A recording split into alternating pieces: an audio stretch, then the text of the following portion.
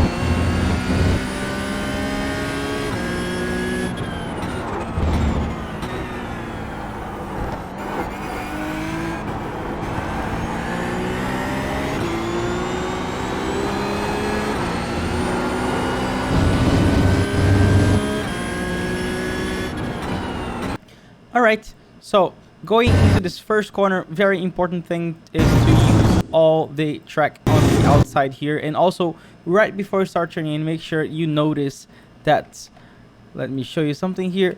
The curb actually has a little dip, you see? So that kind of affects a little bit the grip of the car. Just make sure that when you start turning, you're going to feel a little bump. That is totally expected and it's going to happen every lap. And then when you turn in here, you really want to have the center of the car on the black and white curbs, because if the center of the car actually goes to the green and red, you get an off track. It's very easy and very tempting to get an off track here. I would say you can even maybe get an off track deliberately if you're fighting for a position and you're trying to catch someone, but be careful with how many off tracks you can get over the course of a race.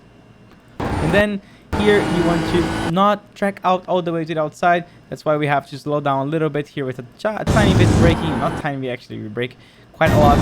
Then turning, thinking that we don't want to track out all the way because we need to have a late apex on this kink here going to the left. You see, I don't want to turn in too early. I want to change direction when I'm about to hit the little grass after the 3 red squares. So we don't want to apex on the first red square. We don't want to apex on the second red square. We do not want to apex on the third red square. We want to apex after those 3. So it's pretty late.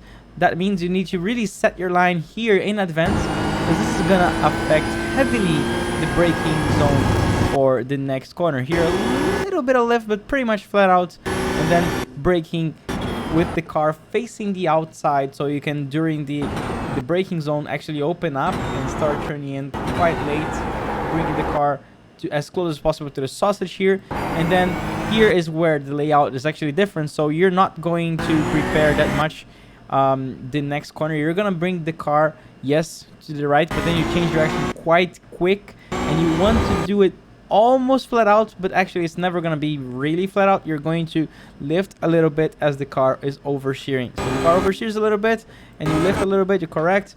You also don't want to slow down the car and bring it too early and go straight here. If you're doing that, you're losing time on the corner before. You want to sacrifice just a little bit, so you barely have time to bring the car back, and already, same thing. You're going to be braking with the car pointing outwards a little bit, not too much.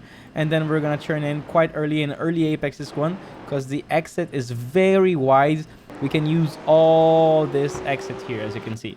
So bringing the car here, changing direction, allowing the car to go a little bit to the right and then back to the outside, braking towards the outside, early apexing, power early, allow the car to go all the way to the outside. That's incredibly difficult to do because all these corners are connected.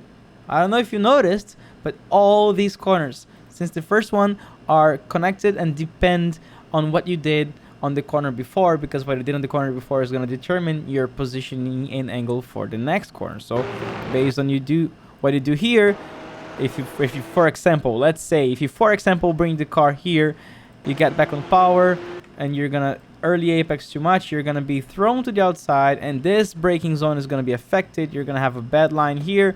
You're going to go wide here, and then you won't be able to bring the car very well to the left here, and this also takes you wide here, and then you cannot set up the right-hander. So you know what I'm talking about. It's all connected. You have to nail each corner in order to have the entire sector 1 and 2 figured out. So make sure you're really thinking ahead, planning your lines, planning your exits from the corners before. That will determine if your lap time is going to be good or not.